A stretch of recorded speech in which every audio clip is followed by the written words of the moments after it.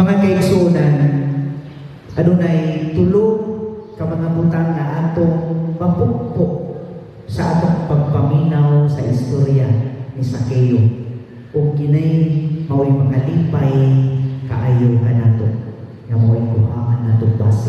Una, ningon dire, ayaw panaway, kung ayaw paghukom sa usa ka tawo.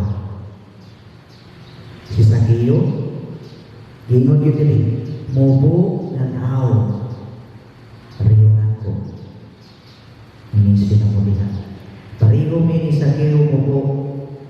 O na ay mo panaway ba? Kato ba mubo nga pare? Naapot taas nga pare. Napit katong guwapo nga pare. Ang inyong description, puro sa yun na pamantay. Diligid mo kayo sa pangalan. Huwag yun mo kaila sa inyong pare. So, gusto dyan ang putipot. Ito bang upaw na ng pare? Dili kita mamantay.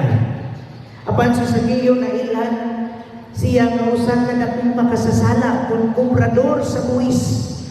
Basta kubrador sa buwis, grabe kayo na no? May ang ilan, anak. Ilabihan.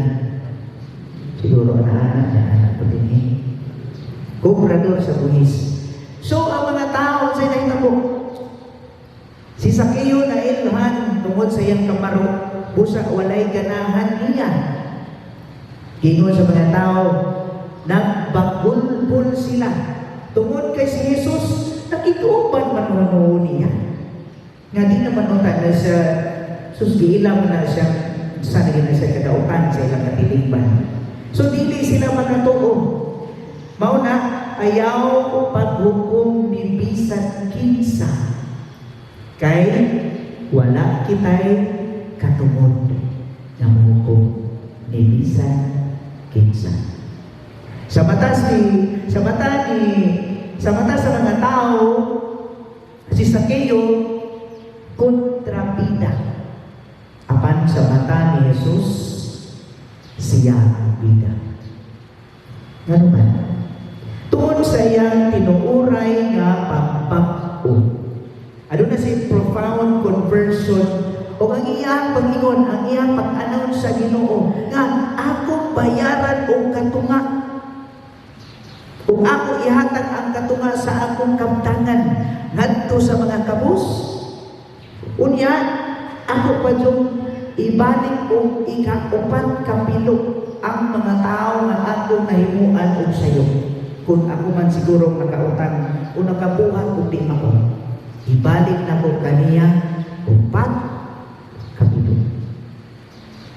O na, kung kira yun na makasala ka, na walang tuyuan o tuyuan ko ni mo, basta kay kung ikaw kinasing-kasing nga magbasol o mangayong pasaylo.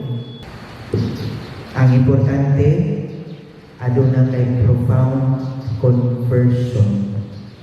Mga igsoon, ikaduha, si Sakeo, naninguha siya nga kung asa si Jesus, naningkamot siya nga modungol kaniya. Sumala. Sa nakita niya si Jesus, nagpadulong pa. Nakita diri kahoy nga si kumuro. Nidagan siya. Doon na siya effort harong makita kayon niya si Jesus. Ana ang iyang pagpaningkamot.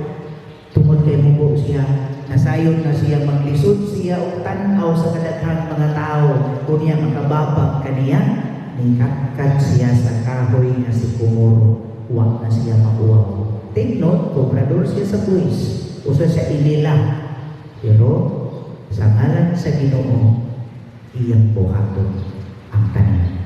Mauna, so mungingon pa ta sa Ignatian spirituality, find God in everything. Pangitapon nato ang Ginoo o tan-aw nato ang Ginoo sa klase-klase nga butang.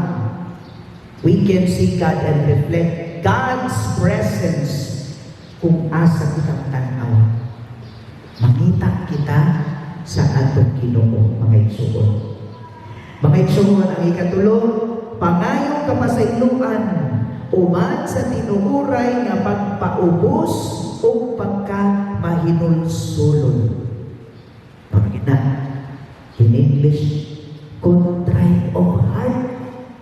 Mauna kung mga kitang pasaylo, mangumpisal ka, walay balon na imong pagpangumpisal, kung muduol ka sa pare, musulti ka, kung yahuman, paghuman sa imong pagkumpisal, wala na. Dili kinasing-kasing.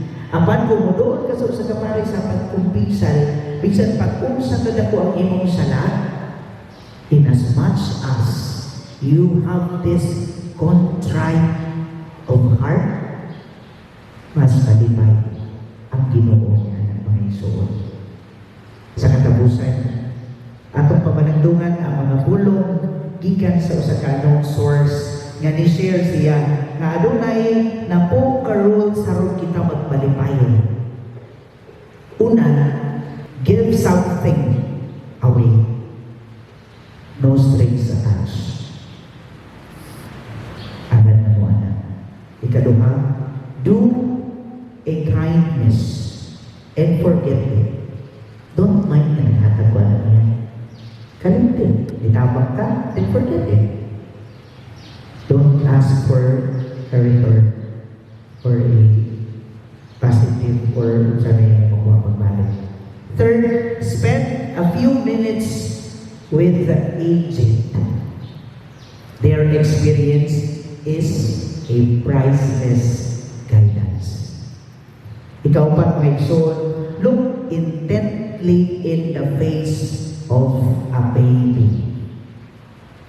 Makatingala ka ayon, malipayon ka, mahimuot ka sa usa ka bata.